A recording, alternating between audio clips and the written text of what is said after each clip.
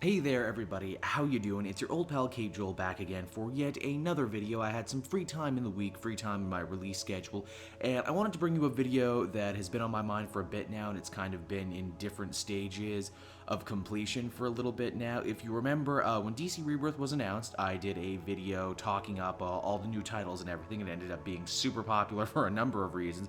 I think it might have been the most popular video I have done for a bit, and I've been meaning to do a sequel to it for a long time now, and because, like I said, I've got a break in my schedule, I thought now would be a good time to do it. Wanted to talk about all the different new costumes that a bunch of our favorite DC heroes are rocking now as part of DC Rebirth. Now, the actual DC Rebirth rollout is about 2 weeks in now. Like I said, wanted to get to this video earlier, but I had been busy actually reviewing the books, and because I actually have a little bit more insight. The first thing I wanted to bring to your attention, of course, is this one right here. This is a big poster that came out before the whole DC Rebirth rollout, and from here we can see all the different heroes, and the placements I find are quite interesting. Of course, Batman, Superman, Wonder Woman, Aquaman, everyone with movies coming out there front and center as they should be. Off to the side, right up in the right-hand corner, you might have to squint if you can see it, but you have the entire Marvel family, not too far from Shazam himself. That's interesting, because we haven't really seen much movement from Shazam or the Marvel family as a whole, and I hope this is indicative of them coming back soon enough. Also, further down, you can see Vixen over on the right. Yeah, that's right, Vixen. She had an animated series. She's going to be featured on Arrow, maybe featured on Legends of Tomorrow, and there she is on the poster in all of her glory. Over on the left, you can see the Superman family. You can see the new Superwoman. You can see Lex Luthor in his new super suit. So lots of interesting stuff to cover there. Love that image, and that's why I ended up choosing this image to be the thumbnail for this video. Now, I figured we could take a closer look at the individual costumes and see what we can see. I've grabbed these from a number of different sources all over the place there, so excuse the watermarks if you can. I assure you I am not trying to build off anyone else's work. I'm trying to do my own thing, and because we're doing this alphabetically, we'll start off with Aquaman, who arguably underwent the least amount of changes. He and Red Hood probably underwent the least amount of changes when it comes to actual costume stuff. His, like, actual scale mail shirt is maybe a little bulkier. The orange is maybe a little closer to copper now. He's got some more fins on both his legs and his arms, and that's really about it for him. Aquaman, of course, had already undergone a major re-envisioning and redesign for the Cullen Bunn run that was very short-lived, and for good reason, because it wasn't very good. Even the writer admits it wasn't very good, and they changed too much of the character. But yeah, that's what Aquaman looks like now. Overall, pretty solid. From there, we have Batman, again, like I said, going alphabetically. Now, in fairness, we had seen Batman's redesigned costume even before DC Rebirth. He got this at the end of the Batmech arc, and I'm not afraid to say at first wasn't digging this costume, but I came around to it. The orange and the black work nice together. I dig that the cape has some purple on it now, a nice callback to the days when Batman used to have purple gloves. Overall, pretty cool. Also, and I never thought I would say these words, but if you look at the crotchal region of Batman, you can see that the belt is more pronounced than it's ever been, and also while he's not wearing tights on the outside anymore, he's clearly wearing something. They've clearly given him some manner of fabric, and when we get to Superman, he's got it too. While it's not the traditional underwear on the outside look, it does create the illusion of underwear on the outside, and it breaks up the costume, and I think that's really important. From here, we get some Titans love. We get Beast Boy in all of his green glory. He's wearing a red and white number, which is something much closer to his Doom Patrol getup, which I think is cool. It's sad to see we never got any more of the Doom Patrol. It seemed like for a second there, Jeff Johns was building them up to have a new series, but now they're going to be, over in the Young Animal imprint. Another thing to note about all the Titans costumes is they made a point of saying this is what they're going to look like in their superhero clothes, and this is what they're going to look like in their super casual street clothes. So you get two flavors of Titans. Next up we have Deathstroke. His series is of course going to be penned by Christopher Priest, and I gotta say, Deathstroke has undergone a lot of redesign. Some of them good, some of them not so good. I know artists and writers can't seem to ever decide, should he be a bulky dude in armor or should he be a ninja? Personally, I'm more partial to the ninja look, so I like what's going on here. He's kind of got the orange mesh. He's kind of got, I guess, an exposed arm, or at least I'm going to assume that's an exposed arm. Maybe he's not that pale. I thought it was. He definitely looks more ninja-y, which I appreciate. He looks a lot like the DC animated version of Deathstroke. In the sleekness of the costume. The sword is also different. That's another thing artists can't ever seem to decide. Does he have like a big medieval sword? Does he have a katana? Does he have a machete? What does he have? This one looks pretty good. Again, it's a callback to the most classic version of Deathstroke, where it was a big medieval type sword. And actually, I think this one's meant to change. I think this is supposed to be like a changing sword, which is also pretty cool. From there we have my personal favorite, Green Arrow. And you know, by all right, I should hate this costume, because when you look at it, you realize, oh, this is just a comic-y version of the TV show costume, and it is, but it's a brighter shade of green for one. He also has some chest armor going on. Again, I should hate chest armor. I'm never a fan of chest armor, yet I like this. I like what they do with this costume, and that's saying a lot, because I was a big fan of the costume that Green Arrow had previous to this, because if you remember in the DCU, he and Flash got redesigned costumes, and yet both their costumes end up getting redesigned again. But overall, like this one, of course, he's rocking the facial hair again, he's rocking the classic Green Arrow look. Green Arrow was probably one of my favorite books of the first 2 weeks of the DC Rebirth. If you haven't read it yet, you absolutely must. So yeah, that one's definitely a winner, definitely gets another big thumbs up from me. We get a look at Jesse Cruz, the new Green Lantern. Again, technically didn't start in DC Rebirth. She technically got this costume at the end of Darkseid War. It's a Green Lantern costume. I mean, you know, there's only so many variations they can do on this suit, and yet they do quite a few variations. Obviously, she had been Power Ring before, and she had a costume that was closer to the villain, but now she's an official member of the Corps, so she's got the uniform. Her big thing that's different is she's got the whole ideal going on. You know, that seems to be the thing for Green Lanterns. Either you have a domino mask, or you have no mask, or, you know, you have a big bulky mask, or in this case she has like a Green Lantern eye patch. I dug that Green Lantern book. I like what they're doing with her and Simon Baz, teaming them up. They're basically doing like a buddy cop movie, like a Murtaugh and Riggs. I'm definitely into that one, and it's easy to pick up. I've fallen behind on a lot of my Green Lantern, but that new Green Lanterns book is really easy to pick up. Now we got a twofer on this one right here. We got Huntress and we got Black Canary. Of course, Huntress, Helena Bertinelli, this is the one who was a Spiral agent who you saw over in the pages of Grayson, but who is now taking up her superhero identity officially. Huntress was in something of a weird place, because they had a Huntress who looked like the traditional Huntress that everyone remembered from Birds of Prey, what with the midriff and the big mask with the points on it and everything. That was Helena Wayne. That was the Earth 2 daughter of Batman and Catwoman. Earth 2 is sadly going away, but now we're getting an official in-universe Helena Bertinelli, and I like the design. It's very fresh, very new, but also very, very Huntress. You know, they got the white and the purple and the black playing off each other. She's kind of got like a trench coat with a hood, which is nice. She actually looks like an Arrow family character with that hood. Honestly, she has what I'm gonna guess is like crossbows on her gauntlets now, which is also kind of a slick look. I miss the midriff, because the midriff was always such a big part of Huntress' character, because she was built, man. She had six-pack abs. She had abs that you could grade cheese on. I know I'm a big fan of Legend of Korra, and whenever I saw her midriff, all I could think is like, man, that's a Huntress midriff, is what that is. But it's a cool costume. I'm really excited for that Birds of Prey book. Haven't read Birds of Prey G since Gail Simone wrote it, but I'm interested in this new team. Then you switch on over to Black Canary, and really, her new costume is just her old 52 costume. Fishnets, corset, short shorts, leather jacket, but the leather jacket now has an actual Black Canary on the back. Black Canary never really had a logo before. Now she has a logo, and honestly, if they made that jacket, if they made that a shirt, I'd wear it. I'd wear the heck out of it. Come on, DC, up your merchandise game. From there, we got more Titans going on. We have Wally West, or one of two Wally West. I guess we're going to call him New Wally now, because that's what he is.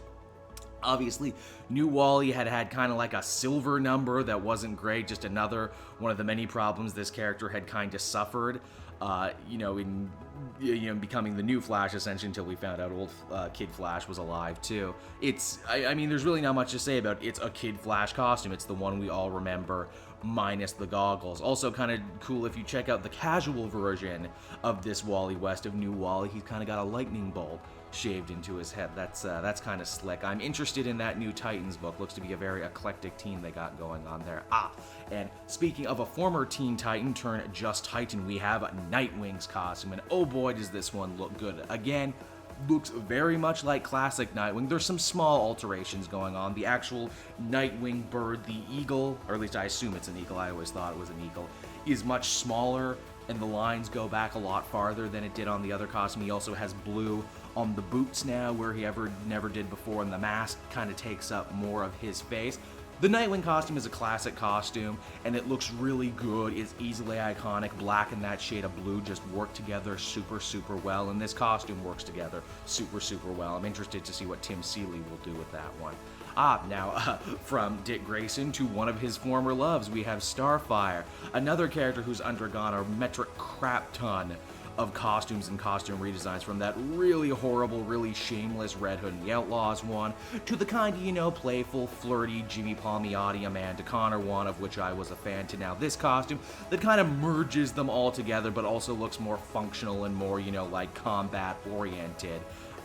Kind of looks like what she wears in that new Teen Titans versus Justice League movie, and I like it. I like it. It's a good costume. You know, they're still showing off some skin. She's still a sexy, flirty character, but, you know, she doesn't look absolutely ridiculous. Heck, I really like casual Starfire. Honestly, I think that's a good look. It's kind of like a new age hippie granola thing she's rocking there, with kind of like the puffy pirate shirt and everything. That's a good look. Casual Starfire is best Starfire. I said it here first. From there, we have Supergirl. Obviously, this new costume taking a lot of reference from the new Supergirl TV show. There's been a lot of contention over the skirt, and I think there always has been among Supergirl fans. Do we like the skirt? Do we not like the skirt? Overall, I'm pro skirt, and again, she kind of has it on the TV show, so I see why they incorporate it here. I think it's a good costume. I like it because it's simple. It's simple, it's clean, there's not a lot of bull crap going on. You know, it's like what you see is what you get, very much like Supergirl herself, and I can appreciate that. And from Supergirl, we have Superman. Although it's not the new 52 Superman, this is, you know, Clark White. This is the pre-Flashpoint Superman living in the new universe. And, you know, this is a costume made up of a bunch of very small changes, and again, it's a costume that in theory I should hate, and yet in practice I end up loving a whole bunch. It's a bunch of small changes from the new 52. So one, they got rid of that terrible Jim Lee collar. Jim Lee even said the collar sucked himself. What was I thinking? They got rid of the piping, so it looks like more fabric. They got rid of more of the red, of which I shouldn't be a fan of. You know, Superman should have red boots. He doesn't. He kind of has like red V's on them, and yet overall I like it more. I don't know what it is. I just like it so much more. It's a few changes, and yet they're changes for the better. He's clearly Superman. He's clearly, you know, he's got the S curl. He's got all the stuff you like going on there. And as I mentioned with Batman in the crotchal region, in the trunks region, he's clearly wearing something. Maybe it's just blue trunks on top of his pants, but he's clearly wearing something. You know, I gotta do a whole video on superheroes and trunks and underwear on the outside. You know, add that one to the docket, put that one on the list. I'm gonna talk about it. But overall, Superman suit actually pretty strong, in my opinion. In spite of itself, pretty strong. And while we're on the subject of Superman, we have the Super-Man. This is the new Chinese superhero who we're going to be seeing, who I think they kind of teased at the end of Super League as a clone or something that got endowed with Superman's power. I like this suit. I like this suit a lot. It's definitely more red than blue. The S is pure golden and more on his chest. He's definitely got a youthful exuberance about him. The first thing I thought when I looked at this costume was actually Mon-El. If people remember that character, he has a suit very similar to that of Mon-El. You know, we haven't had a new Superman family character in a really long time. I'm interested to see where this character goes and what he does. And next up, we have the Super Sons. That's going to be a duo book made up of Damian Wayne Robin and Jonathan White, Superman's son. And I gotta say, they both look pretty slick, honestly. Damian, who I always thought had a good costume because he kind of incorporated more like Asian gi stuff into his look. He has this as well, but now he has more armor on the gauntlets, more armor on the legs, bigger belt. He doesn't quite have the hood cape. I thought the hood cape was a nice touch, but maybe he's just wearing it down in this shot. But overall, Damian looking pretty good. And if Damian looks good, Superboy looks even better. Man, is this such a simple costume, but such a good costume. He's got the torn jeans, which are kind of evocative of Golden Age Superman and that new Superman they were trying to run with in the beginning of the New 52 from Grant Morrison. He's got a Superman hoodie cape combo, which I think is just amazing. Again, DC, why don't you sell this? Why is this not a place where I can buy this right now? Do you see the money that Marvel is raking in with the Spider-Gwen hoodie? I think they might sell more in those hoodies than they sell in the comic. Make this Superboy hoodie a thing if you're not afraid of money, because I will happily buy the crap out of it. It's a good look. It's a strong look. And from there, we move on over to a bigger look at all the different members of the Titans. Of course, I already talked about Nightwing. We have a new version of Lilith, I assume, because it's green with red hair, and man, she looks creepy. She looks creepy. I guess she's going back to being called Omen, and I guess someone called Omen should look a little scary. We have Donna Troy, who looks excellent, back in black and kind of stars, something very close to her old 52 costume. I wonder if they're going to give explanation as to why they decided to put on these new costumes, because if you read Titans Hunt, a lot of that story dealt with them kind of discovering repressed memories. We got the Aqualad off to the side there, who looks a lot less aggro. He kind of cut his Conan the Barbarian hair. He grew a beard, but, you know, he looks kind of suave. He looks kind of suave and cool, which I think Aqualad should be. I wonder if he's going to start calling himself Tempest now. I assume he'll start calling himself Tempest now, but it's a good look. From there, saving the best for last, we have, oh boy, poor Roy Harper Arsenal. Man, have you been dragged through the mud for the better part of a decade. Your Arsenal suit looks okay. You've clearly split the difference between Arsenal and Red Arrow, even though I wish you would go back to being called Red Arrow. The glasses goggles are a nice touch. I dig them. Those are kind of cool. That's kind of unique. But the big problem remains the damn stupid trucker cap on your head. In fact, it's even worse now because you've taken the trucker cap and you've turned it backward. How do you make a trucker cap look worse? You turn it to the back, making you look like even more of a tool. Your costume is great, minus that damn hat. You know what, maybe I'm wrong. Maybe Dan Abnett, writing the book, will write a really good reason for why he feels he needs to wear the stupid hat, because it totally clashes with everything else. No one else on your team is wearing a hat. You know, wear a hood if you want. A hood would at least make you look more like a member of the Arrow family. The hat is dumb. I will never stop harping on the hat. So moving on from there and keeping with the Titans theme, we have Wally West, original Wally, old 52 Wally, Ginger Wally, whatever you want to call him. We have his new costume, and he's not Kid Flash anymore. If you read the Flash Rebirth comic, they basically said, you know, you're gonna have to get a new costume, A, and B, you can't call yourself Kid Flash anymore because you're not a kid. I like this suit. It's a darker shade of red than Barry's, very much keeping in line with when Wally himself was Flash, and instead of yellow, it's silver. It's simple, sleek, looks good, looks really good in fact, and just, you know, to make sure that you know he's Wally, he has almost like a Gambit mask thing where the hair is open so you can see his bright red shock of hair. I think this looks really good, and if you were wondering about names, apparently he's just going to be calling himself Flash. He's just the Flash of the Titans. He's going to be sharing that name with Barry. I can deal with that. From there, we move on over to Wonder Woman, another costume I really like. It's a bunch of small changes, but small changes make all the difference. For one, darker shade of red on the corset, gold instead of silver, and more of the gold. She's got like a Greco-Roman battle skirt, very reminiscent of what she's wearing in the movies. The bands are a little bigger and a little bit more serious, and she's got a sword and shield, again, kind of like the movie version, which, you know, usually I complain when the movie versions change characters' costumes, but sometimes they change the costumes for the better, and I think this is a much better costume than her new 52 look. The cape is also a nice touch. The cape makes her look more regal, more royal, more superhero-y. Again, it's very simple, but it works so very well. And, yes, I guess that's W. I guess that's the end of it, everyone. So, yeah, that's my quick little rundown of superhero costumes in the new 52. I know I didn't get to everybody. I know I left some out. Just assume the ones I didn't get to either didn't change that much or weren't all that interesting.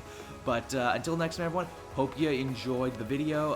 If you want more DC Rebirth reviews and insight, please, by all means, subscribe, favorite to the Cape Joel channel. We just broke 7K very soon, and I hope to continue to bring you great, interesting videos like this one. So until next time, I am Cape Joel, and I will see you around. Hey everyone, thanks so much for watching my newest video. I hope you enjoyed it, and while you're here, why not check out another video I have on offer, or maybe if you're feeling in a supportive mood, you want to like or subscribe. And if you want to support the creation of more videos just like this one, then please, by all means, check out the Cape Joel Patreon. A little bit goes a very long way, and I will see you all next time.